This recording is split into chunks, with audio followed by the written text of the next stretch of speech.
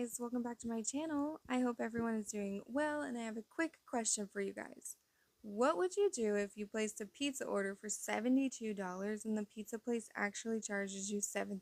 Well, that's exactly what ended up happening to a TikToker named Naya. She placed an order with Domino's Pizza on March 30th and then was charged $7,200 to her credit card. Okay, everybody I've told this story to has told me to make a TikTok. So that's what I'm doing. I'm gonna try to tell the story quickly and concisely. But basically, this is the story time of how Domino's Pizza stole $7,200 from me. Okay, so on March 30th, I placed an order through Domino's Pizza website, online order website, for $72.53. Okay, paid everything online, didn't pay anything in person when the guy arrived. I have a receipt that says paid with my credit card number with the total amount of $72.53. Okay, we eat the pizza, everything's okay. Next morning is Saturday. I wake up, I have a missed call from Domino's at 8 a.m. Honestly, Gets a phone call the next day from Domino's, but she doesn't answer it. She's thinking it's probably just a survey type call or something. She later gets a call from her credit card company saying that she's over limit, which is wild to her because she had just paid it off. didn't see it, I was asleep, didn't call them back, whatever. Sunday goes by. Monday, I have another missed call from Domino's. They called me while I was in a meeting. I didn't answer, whatever. I thought Domino's was calling to to ask me how the pizza was, if I enjoyed the food, whatever. So I didn't call them back. Then I check my email and I see an email that says that I'm over my credit limit. I thought that was weird because I had recently paid off my credit card and I hadn't really made any big purchase since then. So I check my bank account and that's when I see that Domino's took $7,253 instead of $72.53. So I go to dispute the transaction, but on Scotiabank it says, like, before you dispute, call the merchant, see if you can solve it with them. If you can't, then dispute it. So I called the merchant. The guy at Domino's Pizza couldn't care less. He was like, this is above my pay grade. If I would have watched ahead, I guess I would have gotten my answer to that question. So they called her to tell her that she has somehow magically accidentally paid $7,200 for pizza. It got delivered to her, and the printed receipt also had the $72 amount, I assume. Do you still get a printed receipt when they deliver pizza? I guess I'm just assuming that you do. I would think, right? Or is it just online? Anyway, how can it even be her fault in the end? It's either way, it's not her fault. It went through properly on her end, so nothing was her fault. Everything on her end says 72.35. I saw someone in the comments saying that it was her fault as well. I would like to know like how it could be. I'm really like not understanding how that could be her fault. I can be proven wrong if like people know how it could have been her fault, but I really don't know why she would want to pay Domino's $7,200. Like even on accident. I feel like you would pay a lot of attention to something that had change at the end. It's not like it was $72. Anyway,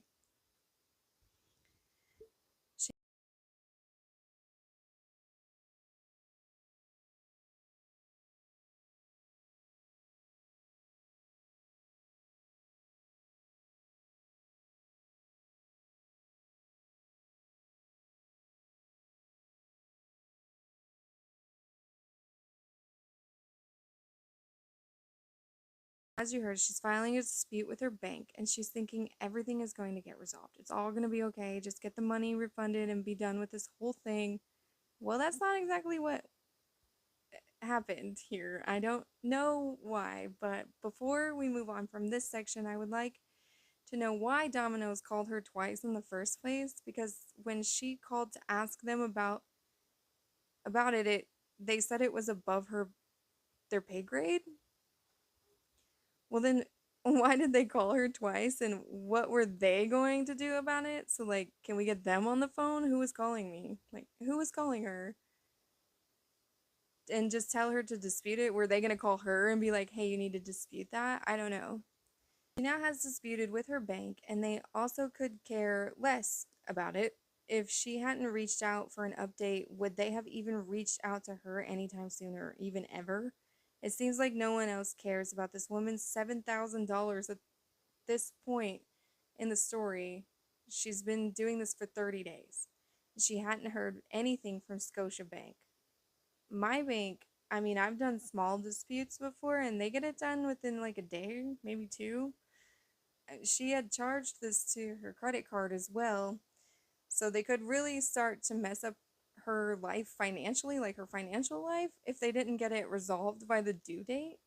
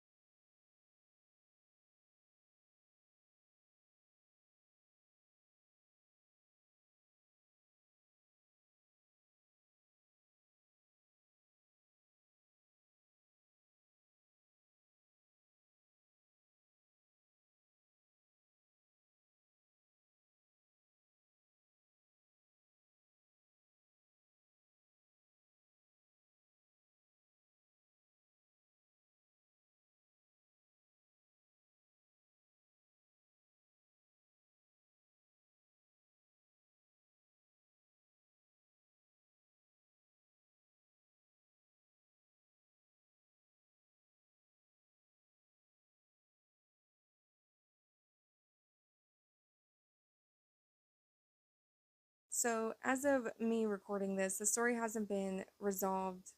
So, this is where she stands with it. It's been 50 days and basically nothing has happened. I did look through the comments a bit, and there was one here, and it reads, "Why on earth would you pay that? That was the first mistake you made. They will drag this out for an eternity. Let people learn that you never ever pay your disputed amount."